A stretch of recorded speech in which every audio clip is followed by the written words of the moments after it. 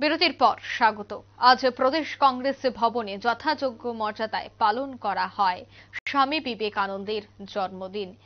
আগেই বলা হয়েছিল যে আজ প্রদেশ কংগ্রেস ভবনে ওনাকে শ্রদ্ধাঞ্জলি জ্ঞাপন করা হবে এবং সেই মোতাবেক আজ শীতের সকালে দেখা যায় প্রদেশ কংগ্রেস ভবনে স্বামীজির জন্মদিন পালন করা হয়েছে। তারপরে একটি বর্ণাঢ্য র্যালির আয়োজন করা হয় প্রদেশ কংগ্রেসের পক্ষ থেকে এবং তারা আগামী দিনেও এই ধরনের কর্মসূচি করবেন বলে তারা জানাচ্ছেন। আজকের এই অনুষ্ঠানে উপস্থিত ছিলেন কংগ্রেসের নেতা কর্মী থেকে শুরু করে প্রদেশ কংগ্রেস সভাপতি আশিস কুমার সাহা। মূলত যুব দিবস উদযাপন করেছেন বলেও তারা আজ বলছেন। বিশেষ করে প্রদেশ কংগ্রেস সভাপতি আশিস সাহা কি বলছেন শুনুন।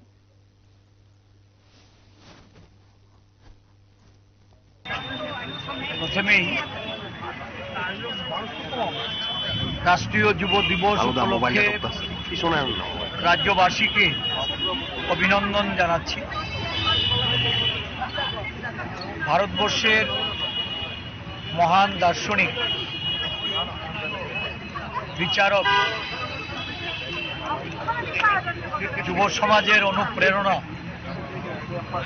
স্বামী বিবেকানন্দের 162তম জন্মদিবস। এই উপলক্ষে ত্রিপুরা প্রদেশ কংগ্রেসের উদ্যোগে বিভিন্ন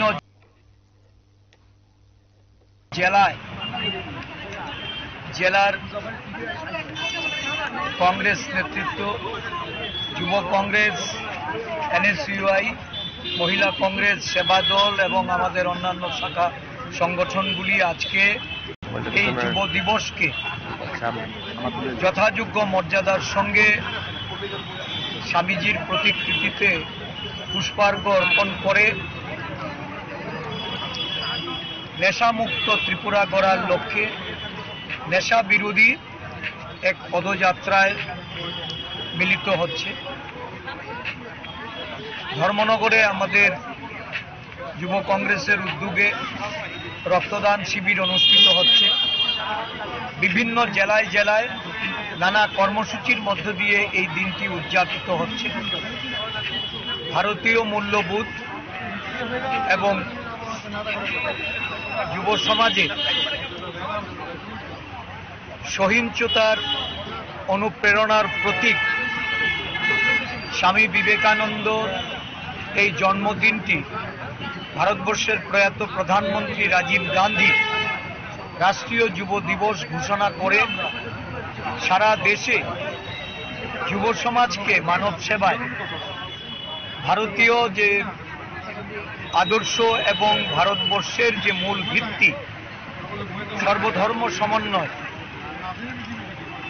সব ধর্মের বর্ণের মানুষের। আপনারা শুনলেন প্রদেশ কংগ্রেস সভাপতির বক্তব্য। তারা আজকের এই দিনটি বিভিন্ন সামাজিক কর্মসূচির মাধ্যমে পালন করছে এবং গোটা রাজ্যের বিভিন্ন জায়গায় প্রদেশ কংগ্রেসের পক্ষ থেকে এই স্বামীজির জন্মদিন পালন করা হচ্ছে বলে জানালেন প্রদেশ কংগ্রেস সভাপতি আশিস কুমার সাহা। নিয়ে নিচ্ছে ছোট্ট একটি বিজ্ঞাপন বিরতি, সঙ্গে থাকুন।